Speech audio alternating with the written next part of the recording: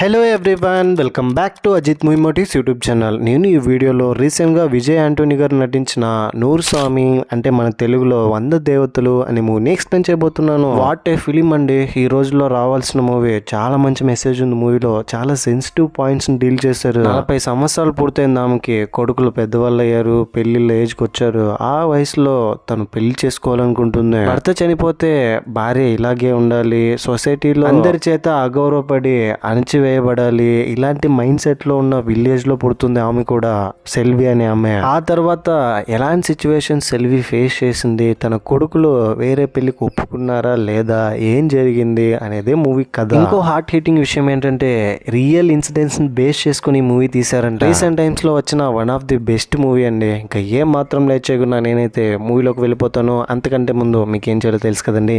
చిన్న like and smile తో వీడియోని స్టార్ట్ చేసేయండి. Thank you. మూవీ ఓపెన్ అవగానే ఇదిగో ఇప్పుడు మీరు స్క్రీన్ మీద చూస్తున్నారు కదా, తనే సెల్వి. తనకి ఇప్పుడు 40. సెల్వి కొడుకులు ఇద్దరు. పెద్ద కొడుకు పేరు భాస్కర్, చిన్న కొడుకు పేరు వాసు. ఇద్దరు ఇప్పుడు సెల్వికి ఫోన్ చేస్తున్నారు. అయినా సెల్వి ఫోన్ తీయట్లేదు. చాలా బాధతో ఉంది. మిడ్నైట్ 12 o'clock అయింది. ఇద్దరు ఫోన్ చేస్తున్నా, సెల్వి ఫోన్ తీయట్లేదు. ఇల్లు మొత్తం క్లోజ్ చేసుకుని ఎర్రచీర కట్టుకుని ఒక బ్యాగ్ పట్టుకుని బయటికి వెళ్ళిపోతూ ఉంది. రోడ్లో ఊర్లో ఉన్న వాళ్ళు అడిగితే నేను మరోతూరు వెళ్ళొస్తున్నాను, కాలు నడకనా అని చెప్తుంది. ఏం చేయాలో అర్థం కాక రోడ్డు మీద అలాగే నిలబడిపోతుంది. రోడ్డు మీద ఒక క్రిస్టియన్ కి సంబంధించిన వాళ్ళు నడుచుకుంటూ వస్తుంటారు ప్రేయర్ చేస్తూ. వాళ్ళ వెనకాలే వాళ్ళ దగ్గరికి వెళ్ళడానికి తను అప్పటికే ఎర్ర చీర కట్టుకోవడంతో చీర మార్చుకుంటామని కొంచెం చెట్టు కింద చాటును వెళ్తే సడన్ గా అక్కడికి అడవి పంది వస్తుంది. అసలే మన సెల్వి ఎర్ర చీర కట్టుకుంది కాబట్టి అడవి పంది తన వెనకాలే తరుముకుంటూ వస్తుంది. తను మాత్రం గట్టిగా అరుస్తుంది. ఒక బావిలో పడిపోతుంది. ఆల్మోస్ట్ ఇంకా తను చనిపోయే స్టేజ్కి వెళ్ళిపోయింది. ఇప్పుడే మూవీ టైటిల్ కార్డ్ పడుతుంది. కట్ చేస్తే అసలు సెల్వి ఎక్కడికి వెళ్తుంది, కొడుకులు ఫోన్ చేసినా ఎందుకు ఫోన్ తీయట్లేదు, ఇదంతా ఫ్లాష్ బ్యాక్ లో చూపిస్తారు. సెల్వి కొడుకులు ఇద్దరు స్కూల్ కి పోతున్న టైంలోనే సెల్వి భర్త చనిపోతాడు. ఒంటరిగా మిగిలిపోతుంది. సెల్వికి ఒక అన్నయ్య ఉంటాడు. అతని దగ్గర కూడా ఎలాంటి హెల్ప్ తీసుకోకుండా నా బిడ్డలకి నేనే ఇంపార్టెంట్, ఇప్పుడు వాళ్ళకి చదువు ఇంపార్టెంట్ అని వాళ్ళని చదివిస్తానని హాస్టల్లో జాయిన్ చేయించాలని, హాస్టల్లో జాయిన్ చేయించడానికి అన్నీ రెడీ చేసి బస్సు ఎక్కిస్తే పిల్లలిద్దరూ సెల్విని వదిలి ఉండలేక బస్సులోంచి కిందకి దిగేస్తారు గట్టిగా ఏడుస్తూ. మళ్ళీ సెల్వి దగ్గరికి వెళ్ళి అమ్మ మేము ఎక్కడికి వెళ్ళాం, ఇక్కడే ఉండి నీతో పాటు ఉండి గవర్నమెంట్ స్కూల్కే వెళ్తామమ్మా అని చెప్తారు. సెల్వి వారిద్దరిని చూసి చాలా ఏడ్చేస్తుంది, ఎమోషనల్ అవుతుంది. ఇంటి సరుకులన్నిటికీ అక్కడక్కడ చిన్న పనులు చేసుకుంటూ పాకెట్ మనకి డబ్బులు సంపాదించుకుంటూ ఉంటుంది. భర్త లేని అమ్మాయి కాబట్టి ఊళ్ళో కొంతమంది సెల్విపై తప్పుడు ప్రచారాలు, అర్ధరాత్రిలో ఎవరు పడితే వాళ్ళు వచ్చి వెళ్తున్నారని ఇలా పుకార్లు పుట్టిస్తూ ఉంటారు. కొంతమంది సెల్విని అడ్వాంటేజ్ గా తీసుకుని తన సిచ్యువేషన్ ని, పిల్లల ఫీజు కట్టుకోవడానికి కష్టపడుతున్నావంటగా, నాతో ఒకసారి నీకు ఎంత కావాలంటే అంత డబ్బు ఇస్తానని చెప్తూ ఉంటారు. అలాగే ఆ ఊర్లో కొంచెం మర్యాద కలిగిన వ్యక్తి రంగయ్య అనే అతను గోడ మీద నిలబడి సెల్విని పిలుస్తుంటే సెల్వి కోపం వచ్చి అతను కొట్టడానికి ట్రై చేస్తుంది. దాంతో అతను పారిపోతాడు. సెల్వి వాళ్ళ అన్నయ్య కూతురు మెచ్యూర్ అవడంతో సెల్వి కొడుకుల్లో ఎవరో ఒకరు నా కూతురుని చేసుకోవాలని వాళ్ళ అన్నయ్య ప్రామిస్ చేసుకుంటాడు. ఇంకో విషయం ఏంటంటే మన సెల్వి పెన్షన్ కోసం చాలా మంది చుట్టూ తిరుగుతూ ఉంటుంది.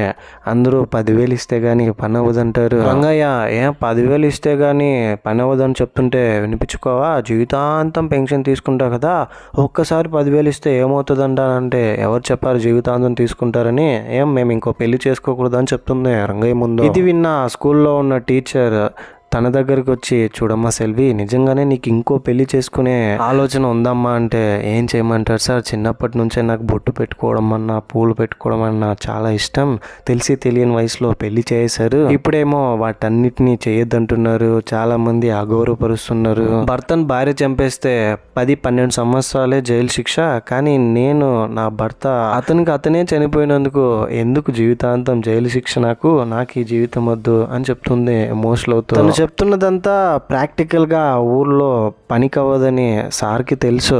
ఏంటమ్మా నువ్వేమో ఇలా అంటున్నావు, ఊర్లో ఉన్న వాళ్ళ గురించి కొంచెమైనా ఆలోచించావని అంటే, అదంతా నాకు తెలియదు సార్, ఊర్లో ఉన్న వాళ్ళ గురించి నాకెందుకు, నాకు నా కొడుకులు ఇద్దరు ఒప్పుకుంటే నేను ఇంకో పెళ్లి చేసుకుంటాను సార్ అని చెప్తుంది. ఆ తర్వాత సార్ పెద్ద కొడుకు భాస్కర్ దగ్గరికి వెళ్ళి, చూడు బాబు మీ అమ్మ ఇప్పటికే చాలా ప్రాబ్లమ్స్ ఫేస్ చేస్తుంది, మిమ్మల్ని పెంచాలని తనకి ఒక తోడు కావాలి కదా, మీ అమ్మకి ఇంకో పెళ్లి చేయండి అని చెప్తే భాస్కర్కి కోపం వస్తుంది. దాంతో మీ అమ్మగారే అడగమనిందనంటే కిటికీ వైపు సెల్వి చూస్తూ దాక్కుంటుంది. ఈ విషయం చూసిన భాస్కర్కి ఏం చెప్పాలో అర్థం కావట్లేదు. చాలా కోపడతాడు. అతని కోపాన్ని అంతా మనసులోనే దాచుకొని ఇంట్లోకి వెళ్ళి అమ్మ మీద కోపం లేనట్టు నార్మల్గా ఉంటే సెల్వి భాస్కర్ దగ్గరికి వెళ్ళి ఎలా తల చూపించుకోవాలో అర్థం కాని సిచ్యువేషన్లో ఉంటుంది. ఎలాగోలాగా మన బిడ్డే కదా అని వెళ్ళి మాట్లాడితే భాస్కర్ కోపం వస్తుంది. ఒకసారి అద్దంలో నీ మొహం చూసుకున్నావా, నీకు పెళ్లి కావాల్సి వచ్చిందని అద్దాన్ని పగలగొట్టి ఇంటి బయటికి వెళ్ళిపోతాడు. సెల్వి చాలా ఏడుస్తుంది. ఆ తర్వాత భాస్కర్ చదువుకోవడానికి హాస్టల్కి వెళ్ళిపోతాడు. అప్పటి నుంచి భాస్కర్ సెల్వితో మాట్లాడడం మానేస్తాడు. సెల్వి మాత్రం ఎందుకు అడిగామా అని చాలా రిగ్రెట్ ఫీల్ అవుతూ ఉంటుంది. భాస్కర్ స్టడీస్ పూర్తయిన తర్వాత ఇంజనీరింగ్ చేయడానికి ఇష్టం లేకుండా ఓన్ గా కోచింగ్ సెంటర్ నడుపుతాడు. సెల్వి నుంచి దూరంగా వచ్చి చాలా సంవత్సరాలు ఉంటుంది. బయట సిచ్యువేషన్స్ చూసి అతను ఫేస్ చేస్తున్న ప్రాబ్లమ్స్ అన్నిటినీ ఒక లెసన్ లా మార్చుకొని ఇంట్లో సెల్వి సిచ్యువేషన్ కూడా అర్థం చేసుకుని ఇప్పుడు అతను ఒక నిర్ణయం తీసుకుంటాడు. అమ్మ ఒంటరిగా ఉంది, అమ్మకి మనం మళ్ళీ పెళ్లి చేస్తే ఏం తప్పని. ఇంకోవైపు సెల్వి చిన్న కొడుకు వాసు ఒక అమ్మాయిని ప్రేమిస్తూ ఉంటాడు. ఈ విషయం అమ్మాయి వల్ల ఇంట్లో తెలిసి వాసుకు వార్నింగ్ ఇస్తారు. వాసుతో పాటు సెల్వితో కూడా చెప్తారు, ఇంకోసారి మీ అబ్బాయి కనుక మా అమ్మాయి వెంట పడితే కాలో చెయ్యో తీసేస్తామని బెదిరించడంతో సెల్వికి చాలా భయం వేస్తుంది. ఎందుకురా ఇలా చేసా, చాలా తప్పు కదరా అంటే, అమ్మ నువ్వేం చెప్పావు, ఇష్టం లేకుండా ఏం చేయకూడదన్నో, ఇష్టం ఉండి ఏదైనా చేయొచ్చు అని చెప్పావు కదా, అందుకనే ఆ అమ్మాయి నన్ను ఇష్టపడుతుంది, అందుకే అమ్మ నేను కూడా తనతో మాట్లాడుతున్నానని చెప్తాడు. దాంతో వాసులోని సెల్వి కూడా యాక్సెప్ట్ చేస్తుంది. త్వరగా భాస్కర్కి పెళ్లి చేసేయండి అమ్మ అని చెప్తాడు వాసు. అదే రోజు రాత్రి భాస్కర్ సెల్వితో మాట్లాడాలని చాలా సంవత్సరాల తర్వాత ఫోన్ చేస్తాడు. సెల్వి చాలా ఎక్సైట్మెంట్తో హ్యాపీనెస్తో ఫోన్ తీస్తుంది. మాట్లాడిన మొదటి మాట, అమ్మ నువ్వు పెళ్లి చేసుకో అమ్మా, నువ్వు పెళ్లి చేసుకుంటేనే నేను కూడా పెళ్లి చేసుకుంటా అని చెప్తాడు. సెల్వికి ఏం చేయాలో అర్థం కావట్లేదు. నువ్వు అప్పుడు చేసుకుంటానని చెప్పావు, నాకే అప్పుడు అర్థం కాలేదు, ఇప్పుడు అర్థమైందమ్మా, బయట సిచ్యువేషన్ చూసిన తర్వాత నువ్వు ఎంత లోన్లీగా ఫీల్ అవుతున్నావని. ఏం పర్లేదమ్మా, నువ్వు పెళ్లి చేసుకో, ఆ తర్వాత నేను చేసుకుంటాను, ఒకవేళ నువ్వు పెళ్లి చేసుకోకపోతే నేను చేసుకోనమ్మా అని చెప్తాడు. ఆ తర్వాత సెల్వి ఏం చేస్తుందంటే, నేను పెళ్లి చేసుకోకపోతే వాడు పెళ్లి చేసుకున్నాను అంటున్నాడు కదా, సర్లే ఫస్ట్ ఒక అమ్మాయిని చూద్దాం, ఆ అమ్మాయిని నేను పెళ్లి చేసుకోవడానికి ఒప్పుకుంటుందా అని అడుగుతాం, ఆ అమ్మాయి ఒప్పుకుంటేనే నేను కూడా పెళ్లి చేసుకుందాం అని కండిషన్ పెడతాం. దాంతో ఎలాగో ఆ అమ్మాయి ఒప్పుకోదు. ఈ రోజుల్లో ఏ అమ్మాయి ఒప్పుకోదు, ఇద్దరు ప్రేమించుకుంటారు కాబట్టి అమ్మాయి అంటే అమ్మాయినే సెలెక్ట్ చేసుకుంటాడని పెళ్లి సంబంధాలు చూస్తుంది బ్రోకర్ని బట్టి. సెల్వి ఇంట్లో ఒక అలవాటు ఉంటుంది, ఎవరూ లేకపోవడం వల్ల ఇంట్లో ఇద్దరు పిల్లలు చదువుకోవడానికి బయట ఉండడం వల్ల ఫ్యాన్ను చూస్తూ ఫ్యాన్తోనే కమ్యూనికేట్ అవుతుంది. తన ఫీలింగ్స్ని, తన ఎక్సైట్మెంట్ని, తన సంతోషాన్ని అన్నిటినీ ఫ్యాన్ని చూస్తూ మాట్లాడుతూ తన పాటికి తనే నవ్వుకోవడం, మాట్లాడుకోవడం ఇలా చేస్తూ ఉంటుంది.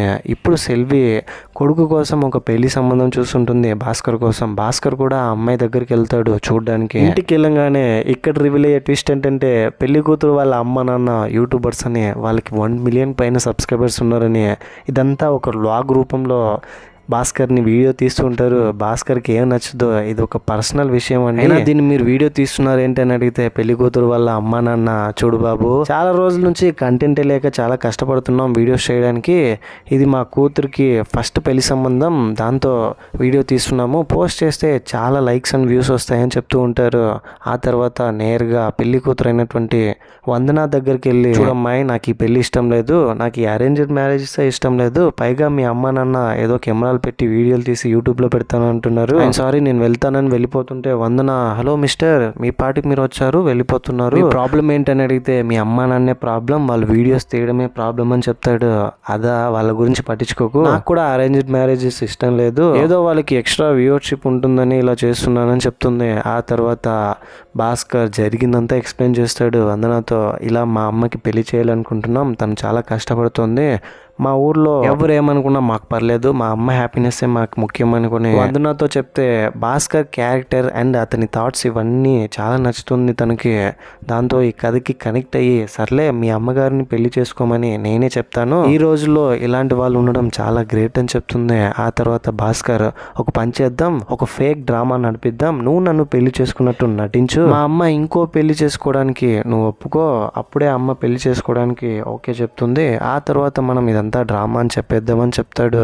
ఇందుకు వందన కూడా ఓకే అని చెప్తుంది. అప్పటి నుంచి వందన భాస్కర్ రిలేషన్షిప్ లో ఉంటారు, ఫేక్ రిలేషన్షిప్ లో. వందన సెల్వి ఇంకో పెళ్లి చేసుకోవడానికి ఒప్పుకుందని ఫోన్ లో భాస్కర్ సెల్వి చేత చెప్పించడంతో సెల్వికి ఏం అర్థం కాదు, ఒప్పుకోదనుకుంటే ఒప్పుకొనేసింది. ఇప్పుడు నేనేం చేయాలి, వీళ్ళకి ఎలా చెప్పాలని చాలా బాధపడుతుంది తనలో తానే. ఆ తర్వాత ఈ విషయం భాస్కర్ తమ్ముడు వాసుకు తెలిసి భాస్కర్ తో గొడవ పడతాడు. ఇద్దరు కొట్టుకుంటారు. ఏంట్రా ఊర్లో తలెత్తుకుని ఎలా తిరగాలి, మన ఫ్రెండ్స్ ముందు మన పరువు పోదా, అమ్మకి పెళ్లి చేస్తావా, కొంచెమైనా బుద్ధి ఉందా, నాన్న ప్లేస్ లో ఇంకొకరిని ఊహించుకుంటున్నావే, నువ్వు అసలు మనిషేనా అని గొడవ పడుతుంటే మరేం చేయమంటావరా 4 సంవత్సరాల క్రితం నిన్ను చూస్తుంటే నన్ను నేను చూసుకున్నట్టే ఉంది. అప్పుడు నేను కూడా అమ్మని ఇలాగే అరిచాను నాతో ఈ విషయం చెప్పినప్పుడు, కానీ ఇప్పుడు అమ్మని చూస్తుంటే నాకే చాలా బాధగా ఉంది. ఎలాగైనా తనని పెళ్లికి ఒప్పించాలని చెప్తే వాసుకి ఇంకా కోపం వస్తుంది, బాగా తిడతాడు. ఇద్దరు గొడవ పడతారు. సెల్వి భర్త ఎవరి దగ్గర లోన్ తీసుకుని ఇంకా క్లియర్ చేయలేదని ఇంటి ముందు వచ్చి కొంతమంది గొడవ చేస్తూ ఇంటి పైన పెయింటింగ్ వేస్తుంటే కోప్పడి సెల్వి ఏం చేస్తుందంటే రంగయ్య అక్కడికి వస్తాడు. రంగయ్య మొహం మీదే అందరి ముందు పెయింట్ పోసేస్తుంది. నేనెందుకు కట్టాలి అతను చేసిన అప్పుని, అయినా ఎవరిని అడిగి అప్పు ఇచ్చారని, నిజానికి వాళ్ళు అప్పు ఇవ్వలేదు, కావాలనే గొడవ చేస్తుంటారు. దాంతో రంగయ్య మొహం మీద పెయింటింగ్ తను పోయడంతో చాలా అవమానంగా ఫీల్ అవుతాడు.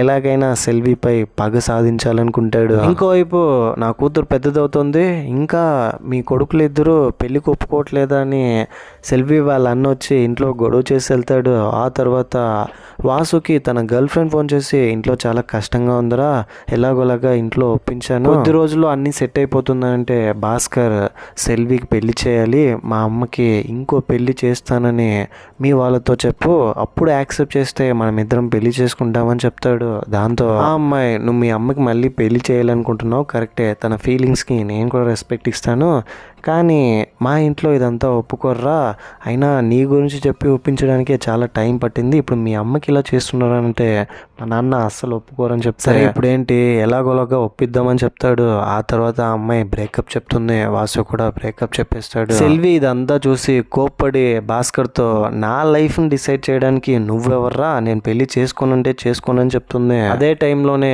వందన వాళ్ళ అమ్మా నాన్న ఫోన్ చేసి వీడియో కాల్లో మాట్లాడుతున్నారు. మీ అమ్మగారిని చూడడానికి ఊరికి వెళ్ళావంటగా, వాళ్ళతో మాట్లాడుతున్నావంటగా, ఇదంతా వీడియో తీసి పంపించు, మా ఛానల్లో అప్లోడ్ చేస్తామని చెప్తారు.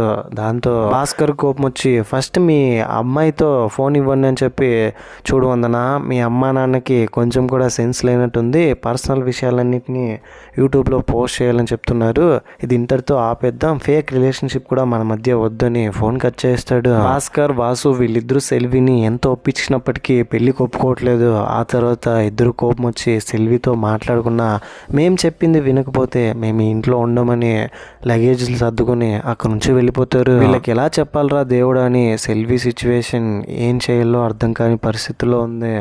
ఆ తర్వాత సెల్వి ఒక డెసిషన్ తీసుకుంటుంది, వాళ్ళిద్దరికీ చెప్పకుండా మనం ఇక్కడ నుంచి వెళ్ళిపోదాం, వాళ్ళే మారుతారులే అని. వాసు భాస్కర్ వీళ్ళిద్దరూ ఫోన్ చేసినప్పటికీ సెల్వి ఫోన్ తీయకుండా మరువత్తూరు వెళ్ళాలని కాలినడకన ఎర్రచీర కట్టుకుని రోడ్డు పైన బస్సు ఎక్కడానికి వెళ్తే అప్పటికే బస్సు వెళ్ళిపోతుంది. ఆ తర్వాత క్రిస్టియన్స్ అందరూ ప్రేయర్ చేస్తూ రోడ్డు మీద వెళ్తుంటే వాళ్ళని చూసి వాళ్ళ దగ్గరికి వెళ్ళాలని చీర మార్చుకోవడానికి చెట్టు చాటును వెళ్తుంది. అడవి పంది వచ్చి అటాక్ చేయడంతో బావిలో పడిపోతుంది. ఇది జరిగింటుంది. ఇంతటితో ఇంటర్వెల్. సెకండ్ హాఫ్ లో కూలబోయే ముందు మీకు గనక నా ఎక్స్ప్లెనేషన్ నచ్చితే మరిన్ని ఇలాంటి కైండ్ ఆఫ్ ఎక్స్ప్లెనేషన్ వీడియోస్ కోసం మన ఛానల్ని సబ్స్క్రైబ్ చేసి బెల్ ఐకాన్ క్లిక్ చేసేయండి. సెకండ్ హాఫ్ ఓపెన్ అవగానే సెల్వి మిస్ అయిందన్న విషయం భాస్కర్ వాసుకు తెలిసి ఊర్లోకి వచ్చి పోలీస్ కంప్లైంట్ ఇచ్చి సెల్వి కోసం వెతుకుతూ ఉంటారు. సెల్వి వాళ్ళ అన్న భాస్కర్ వాసుతో, మీ అమ్మ మీతో కూడా చెప్పకుండా వెళ్ళిందంటే ఏదో ఉందిరా, తను చెప్పేది మీరు వినట్లేదు, అందుకే మీ పైన కోపంతో వెళ్ళింది, చెప్పండి ఏం జరిగింది అని అంటే, అది మావయ్య అని ఏం చెప్పకుండా అలాగే నేల చూపులు చూసుకుంటూ ఉంటారు. ఆ తర్వాత భాస్కర్కి సెల్వి హాస్పిటల్లో ఉందని ఇన్ఫర్మేషన్ వస్తుంది. సెల్విని బావిలో నుంచి ఎవరు కాపాడింటారంటే క్రిస్టియన్ కమ్యూనిటీకి చెందిన వాళ్ళందరూ ప్రేయర్ చేస్తూ వెళ్తుంటారు కదా. సెల్వి అరుపులు వినిపించి అక్కడికి వెళ్ళి ఎక్స్పెషలీ ఒక్క ఉమెన్ మాత్రం పర్టికులర్గా బావిలో దూకి మరి సెల్విని కాపాడి హాస్పిటల్ తీసుకొచ్చింటారు. సెల్వి ఫైనలీ ప్రాణాలతో బ్రతికి బయటపడి ఉంటుంది. ఇప్పుడు సెల్వి దగ్గరికి వెళ్ళి ఫస్ట్ సెల్వి వాళ్ళ అన్న, చూడమ్మా నువ్వు ఎందుకలా ఎవరికి చెప్పకుండా వెళ్ళావో నాకు బాగా తెలుసు, నా కూతుర్ని మీ కొడుకులు చేసుకోరని చెప్పారు కదా, అందుకే కదా వెళ్ళావు, ఆ బాధ నాకు తెలుసు, వాళ్ళని ఒప్పిద్దాంలేమ్మా అని చెప్తాడు. అసలు విషయం తెలిస్తే ఏమవుతాడని సెల్వి లోపల అనుకుని సైలెంట్ అయిపోతుంది. సెల్విని డిశ్చార్జ్ చేసి ఇంటికి తీసుకొస్తారు. ఇంటికి తీసుకొచ్చిన తర్వాత భాస్కర్ని చూడడానికి వందన వస్తుంది. ఫేక్ రిలేషన్షిప్లో వీళ్ళిద్దరూ ఉన్నప్పటికీ వందన భాస్కర్ని నిజంగానే ఇష్టపడుతుంది. ఇప్పుడు వచ్చి ఇంట్లో కిచెన్లో బ్లాక్ కాఫీ పెట్టమంటే పెడుతూ ఉంటే ఎన్ని రోజులు మా అమ్మ బ్లాక్ కాఫీనే తాగుతూ ఉండిందని చాలా అంటే చాలా ఏడుస్తాడు. అదే ఊర్లోనే సత్య అనే ఒక అమ్మాయి భర్త పని చేస్తుంటే పైన బిల్డింగ్ నుంచి కింద పడి కంబి కుచ్చుకోవడంతో చనిపోతాడు. ఇప్పుడు తనకు ఒక బేబీ పుడుతుంది. అప్పుడే భర్త చనిపోతాడు, at the same time baby కూడా పుడుతుంది. ఏం చేయాలో అర్థం కాని సిచ్యువేషన్లో సత్య ఉంటే ఇంకోవైపు ఇంట్లో సెల్వి బాధపడుతూ ఉంటుంది, భోజనం కూడా చేయకుండా.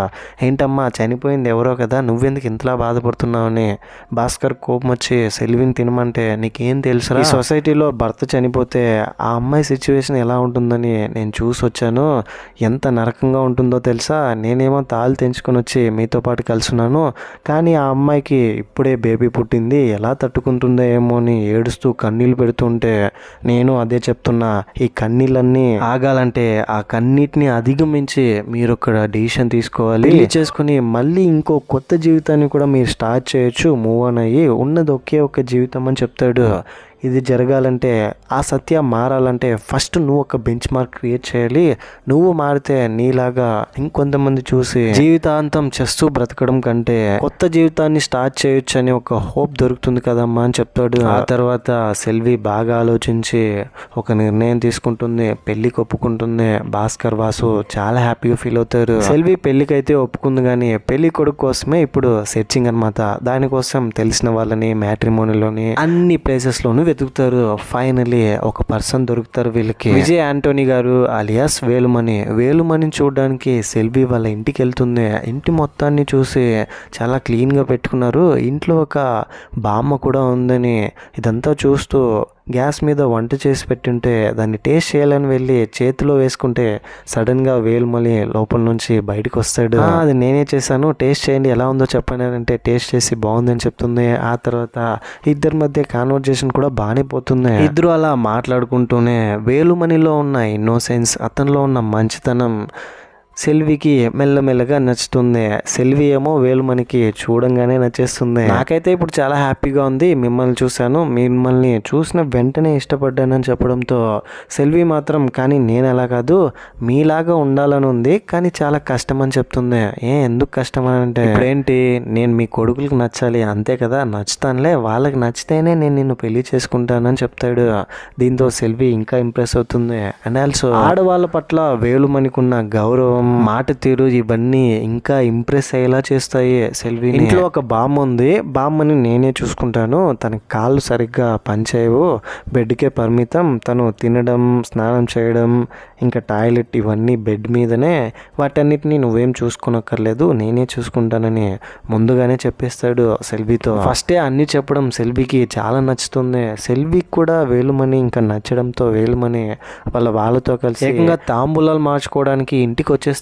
ఇంట్లో భాస్కర్ వేలుమణిని చూసి మీరు మా ఇంటిని చూసారు కరెక్టే, మేము కూడా మీ ఇంటిని చూడాలి కదా, నేను ఒకసారి మీ ఇంటిని చూసిన తర్వాత అప్పుడు డిసైడ్ అవుదామని ఇంటిని చూసి ఆ తర్వాత వేలుమణికి సెల్వి అంటే ఇష్టం ఉందని, సెల్వి కూడా వేలుమణి అంటే ఇష్టమని ఇద్దరు ఇష్టాలు తెలుసుకొని భాస్కర్ వేలుమణి దగ్గరికి వెళ్ళి చూడండి మా అమ్మ ఎంతో ఆలోచిస్తే గానీ ఒక డెసిషన్ తీసుకోదు, అలాంటిది మీ విషయంలో మీరు తనకు నచ్చారంటే నాకే చాలా ఆశ్చర్యంగా ఉంది, మీరు చాలా లక్కీ, నేను నమ్ముతున్నాను మిమ్మల్ని, మా అమ్మని మీ చేతుల్లో పెట్టడానికి తనని పెళ్లి చేసుకోండి అని చెప్తాడు. ఆ తర్వాత వేలుమణిని భాస్కర్ నాన్న అని కూడా పిలుస్తాడు. వేలుమణి కూడా చాలా హ్యాపీగా ఫీల్ అవుతాడు. మిగతా వాళ్ళ గురించి నాకు అనవసరం, రేపు మార్నింగే మీకు అమ్మకి పెళ్ళి, గుడి దగ్గరికి వచ్చేయండి, ఫోన్ చేస్తానని ఇంటికి వచ్చేస్తాడు. ఈ విషయం మెల్లగా ఊర్లో ఉన్న వాళ్ళకి రంగయ్య కూడా తెలుస్తుంది. రంగయ్య ఎలాగైనా ఈ పెళ్లిని ఆపాలనుకుంటాడు. అసలే సెల్వి మీద గ్రడ్జ్ పెట్టుకుని ఉంటాడు కదా. సెల్వి వాళ్ళ అన్నకి, వాళ్ళ చెల్లికి, వాళ్ళ రిలేటివ్స్ అందరికీ ఈ విషయం తెలిసి సెల్వి ఇంటికి వచ్చి, చూడమ్మా సెల్వి, నువ్వు ఏం చేస్తున్నావు, నీకు అర్థమవుతుందా, ఇలా చేయడం తప్పు కదా అని అంటే సెల్వి ధైర్యంగా నేను చేసుకుంటాను, మళ్ళీ నా జీవితం మారిపోతుంది అని చెప్తుంది. నా కొడుకుల హ్యాపీనెస్ కోసం, నా హ్యాపీనెస్ కోసం చేసుకుంటాను అని అంటే సొంత అన్నయ్యే సెల్విని చంపడానికి ప్రయత్నిస్తాడు. గొంతు పట్టుకొని ఆల్మోస్ట్ ఇంకా చంపైపోతుంటే సడన్ గా డోర్ దగ్గర ఎవరో వచ్చి, అమ్మా సెల్వి ఉన్నావా లోపల, ఒకసారి బయటకు రమ్మని అంటున్నారు. ఎవరా అని వెళ్ళి చూస్తే సత్య. అదేనండి, పని చేస్తుంటే కింద పడిపోయి చనిపోతాడు కదా పైన నుంచి, అతని భార్య.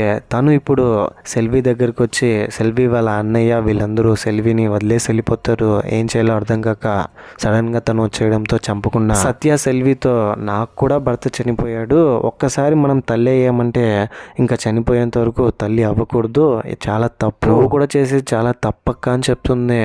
ఎవరైతే నువ్వు మారితే ఊర్లో మిగతా వాళ్ళు కూడా మారుతారని చెప్పింటారు, ఆ మాటలు గుర్తు తెచ్చుకుంటుంది.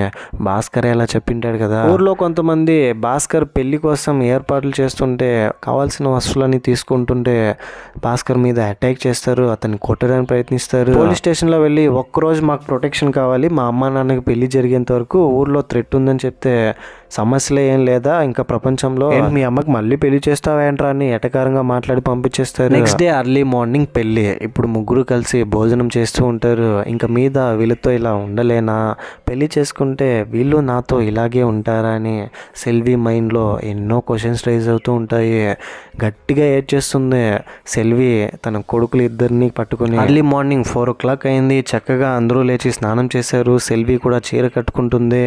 ఫ్యాన్ వైపు చూస్తూ వెళ్ళొస్తానని చెప్పి అక్కడి నుంచి బయలుదేరుతుంది. గుడి దగ్గరకు వస్తే అప్పటి వరకు వస్తానన్న పంతులు గారు ఇప్పుడు రావట్లేదు. అడిగితే రంగయ్య వెళ్ళకూడదని బెదిరించుంటాడు. అండ్ ఆల్సో ఊర్లో ఉన్న వాళ్ళందరినీ, ఇప్పుడు గనక సెల్వికి పెళ్ళి అవుతే రేపు మన పిల్లలు కూడా మనల్ని వదిలేసి ఇంకో పెళ్లి చేసుకుంటారు, ఒక ఎగ్జాంపుల్ సెట్ చేసినట్టు అవుతుంది. ఎవరు ఈ పెళ్లి జరగడానికి ఒప్పుకోకండి, మన ఊర్లో మన గుడి దగ్గర ఇలా జరిగితే చాలా అపవిత్రం అని అందరినీ మోటివేట్ చేసి గుడి దగ్గరకు తీసుకొచ్చేస్తాడు. ఆ తర్వాత వేలుమణి వాళ్ళ ఫ్యామిలీతో కలిసి అక్కడికి రాగానే ఊర్లో ఉన్న వాళ్ళందరూ వచ్చి ఈ పెళ్లి జరగకూడదు మా గుడి దగ్గర అని ఆపడానికి ట్రై చేసి రంగయ్య సెల్విని చూసి అవమానపరిస్తే సెల్వి ధైర్యంగా వెళ్ళి పెళ్లి చేసుకోవడానికి దండలు మార్చుకుంటుంది. దాంతో ఊర్లో ఉన్న వాళ్ళందరూ కత్తులతో వాళ్ళ మీద అటాక్ చేయడానికి వెళ్తారు. ఇక్కడే రివీల్ అయ్యే పెద్ద ట్విస్ట్ ఏంటంటే, ఇంతకు ముందే భాస్కర్ ఒక మాస్టర్ ప్లాన్ వేసింటాడు. వీళ్ళపైన అందరూ అటాక్ చేస్తుంటే చుట్టూ డ్రోన్ కెమెరాస్ వదిలి వందన వాళ్ళ అమ్మా నాన్నని పిలిచి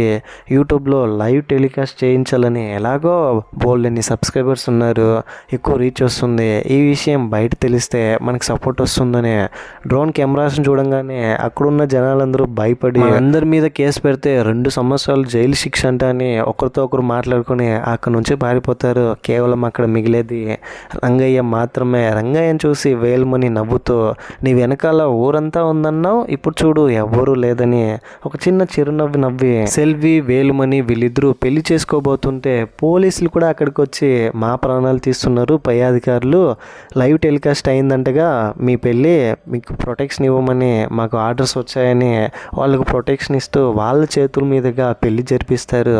ఫైనలీ సెల్వికి వేలుమణికి పెళ్ళి అవుతుంది. వేలుమణి భాస్కర్ వాసుని అతనికి పుట్టకపోయినా సొంత బిడ్డల కంటే ఎక్కువ బాగా చూసుకుంటాడు వేలుమణిని. వీళ్ళిద్దరు కూడా ఫాదర్గా యాక్సెప్ట్ చేస్తారు. సెల్వి, వేలుమణి, భాస్కర్, వాసు ఇలా క్యూట్ ఫ్యామిలీ. వేలుమణి కూడా ఒక కూతురు ఉంటుంది, తనని కూడా చెల్లిగా వీళ్ళిద్దరూ యాక్సెప్ట్ చేస్తారు. సెల్వి ఏమో కూతురుగా. మళ్ళీ సెల్వి జీవితంలోకి వెలుగు వచ్చింది. ఇప్పుడే ఇది రియల్ ఇన్సిడెంట్స్ ని బేస్ చేసుకొని తీసిన సినిమాని. సెల్విని, భాస్కర్, వాసు, వేలుమణిని రియల్ ఫొటోస్ ని చూపిస్తారు. వాళ్ళని ఇన్సిడెంట్స్ అన్నమాట ఇవి. ఇంతటితో ఇంతటితో ఈ మూవీ కూడా ఎండ్ అయిపోయింది. ఈ మూవీపై మీ ఒపీనియన్ ఏంటి, నా ఎక్స్ప్లెనేషన్ మీకు ఎలా అనిపించింది అనే దాన్ని కింద కమెంట్ బాక్స్లో తప్పకుండా నాతో షేర్ చేసుకోండి. వీలైనంత వరకు క్లియర్గా ఎక్స్ప్లెయిన్ చేయడానికి ట్రై చేశాను. అండ్ ఇలాంటి కైండ్ ఆఫ్ మరిన్ని interesting movies and explanation videos కోసం మన ఛానల్ని సబ్స్క్రైబ్ చేసి బెల్ ఐకాన్ క్లిక్ చేసేయండి. ఇంకో మంచి వీడియోతో మీ ముందు ఉంటాను. అంతవరకు సేఫ్గా ఉండండి, నవ్వుతూ ఉండండి, నవ్విస్తూ ఉండండి. Thank you. జై హింద్.